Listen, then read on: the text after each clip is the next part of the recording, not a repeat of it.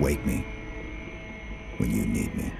We need you, Chief! Save us from the wreck packs, campaign revives, and horribly still and lackluster Promethean battles! Hey, you magnificent people. Hope you're not getting a nice picklobotomy today, and overall hope you're doing well. Let's drop feet first into my Halo video.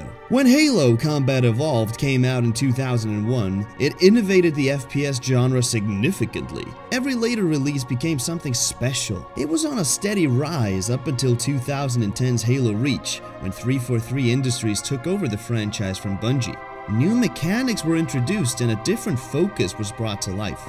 Some people like the new changes, while others have distanced themselves from the series. With Halo Infinite having been announced, I started contemplating what I'd like to see in the latest installment. Now, before I start, this is all my personal opinion, and I am open to counter arguments. I am by no means looking to dislike anything, as I've been a huge Halo fan since 2009 and want the series to live on. So here are 12 things that Halo Infinite needs to include for it to survive and make old players return. Number 1.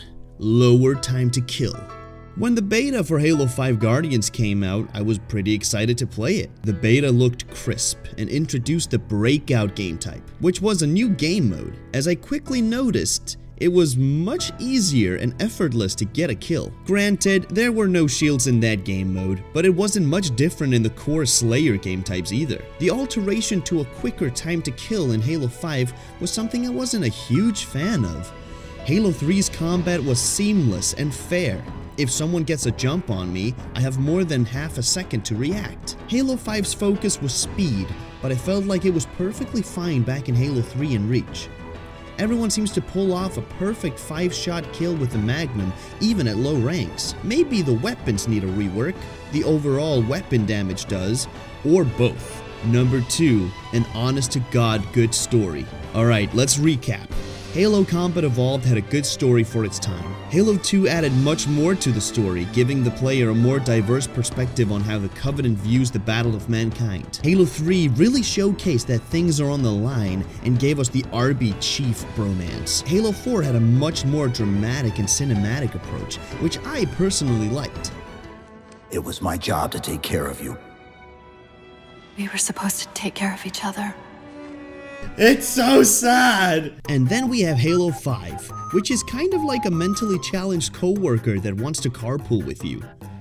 Wow, that's an analogy. Brian Reed is responsible for the most forgettable story I have ever played, forcing us to play the less interesting Locke and go through the stupid Warden Eternal boss battles again and again was such a lazy move. Now, over on Halo Waypoint, studio head Chris Lee states that the game will focus on the Master Chief, which is awesome and the way it's supposed to be. Keep it that way. Sure, you played the Arbiter in Halo 2, but it was never overtaking the Master Chief's story.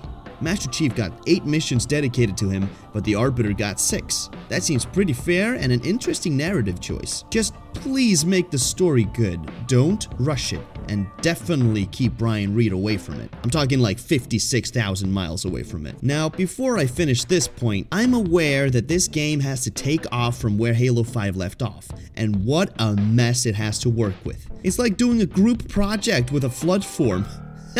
Yeah, I went there. Halo humor, woo! I just hope they tread carefully and give us something that will be remembered. Number 3, don't over-advertise. The infamous Halo 5 advertising was epic. It really made you want to buy a copy of the game as soon as possible. There was the announcement trailer with Master Chief wearing a poncho and seeing a Guardian with a broken visor and holding onto the Cortana chip.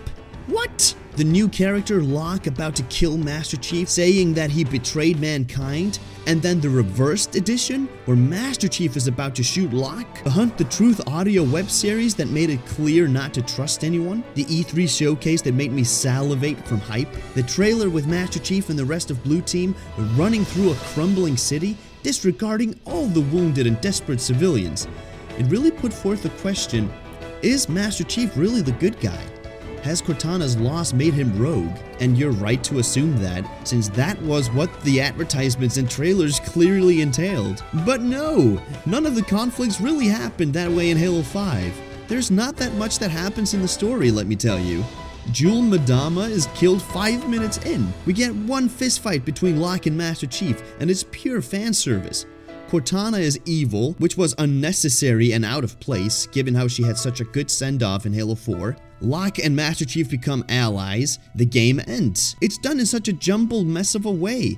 And don't get me started on the Warden Eternal boss battles. What was up with that? Who came up with this idea? 343, please just make the advertisements loyal to the game's content. Number 4, Original Firefight. The Halo 5 firefight isn't too bad. Some players play it on a daily basis, but I personally still don't know what I think of it.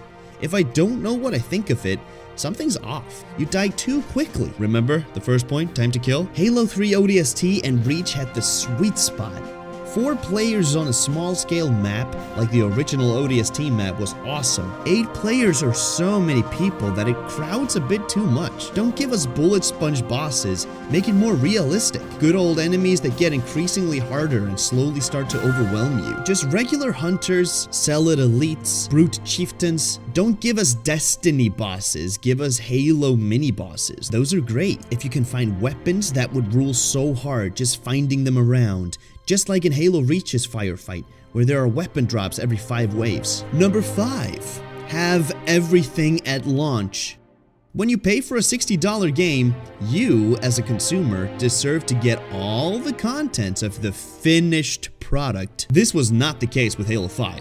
It was missing Forge, Infection, the file share, lackluster theater mode, and more. It's become more commonplace for developers to not include all the content within their games and have them riddled with bugs and missing features. The fact that we overpraise developers that actually include all of the features for their new games at launch speaks volumes of the state of the video game industry. If you're going to include Firefight, have it at launch.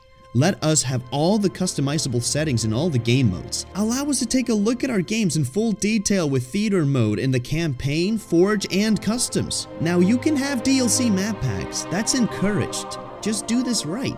Everything was included in Halo Reach and Halo 3. You not providing the promised content makes your fans feel betrayed. Halo Infinite needs to have everything. Number 6, something similar to Vidmaster challenges. The Halo 3 Vidmaster challenges were 4 total. Completing them all rewarded you with the sought-after recon armor for multiplayer matchmaking. One of these challenges was to play the final mission in 4-player co-op with everyone driving Ghosts and with the Iron Skull on. That's a challenge, and it gives you something that's difficult but rewarding. Another was to find all the hidden skulls on the mythic maps.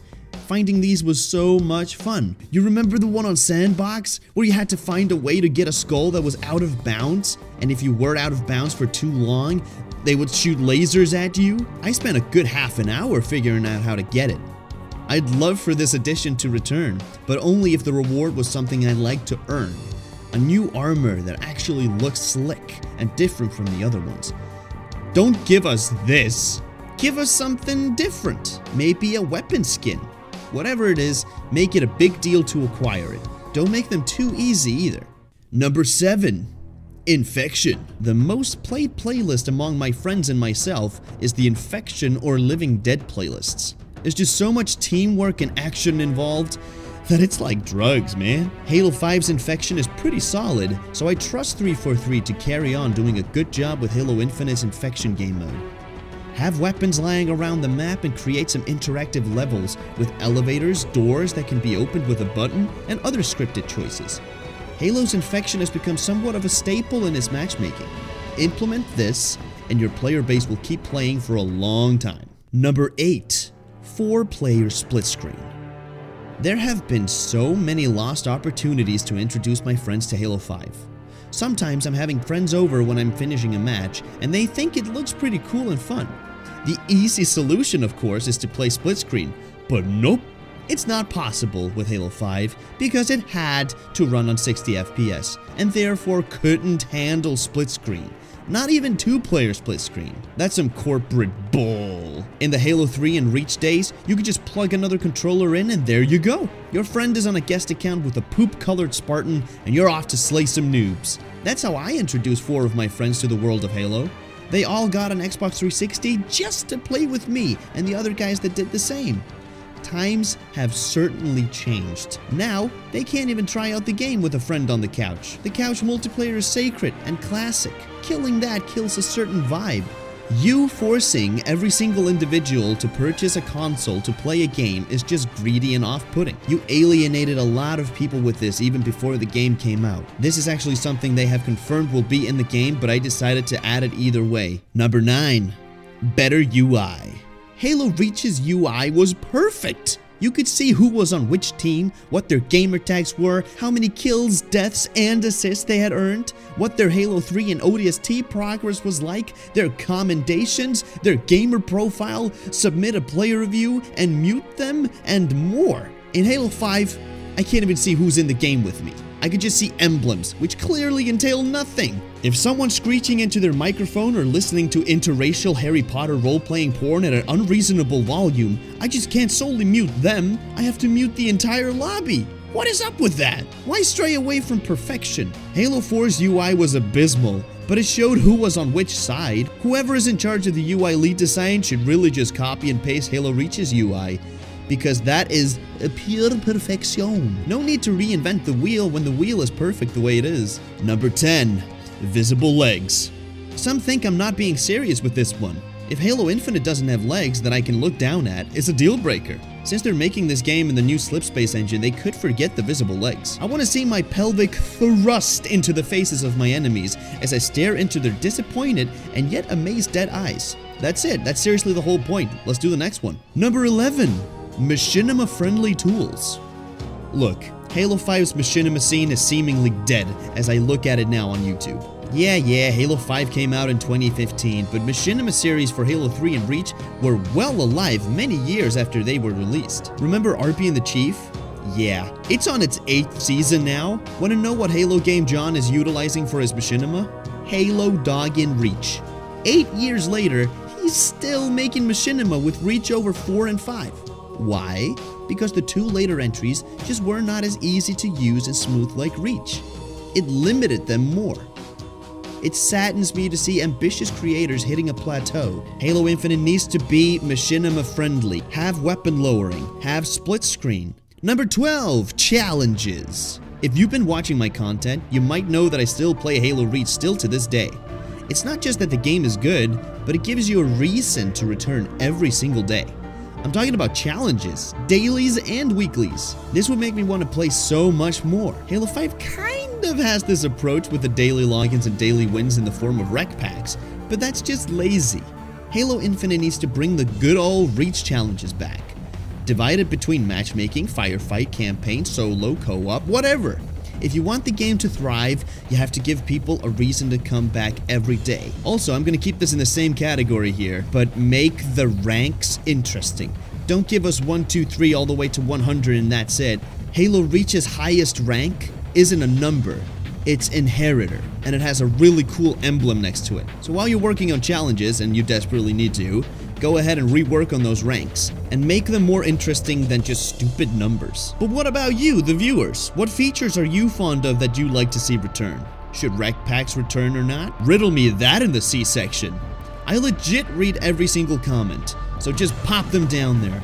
Also, make sure that you destroy this video with your thumbs and give this video a like. Also, consider subscribing for more Halo-related content as well as other gaming stuff. Stay gentle, you magnificent ladies and gentlemen, and see you in the next one.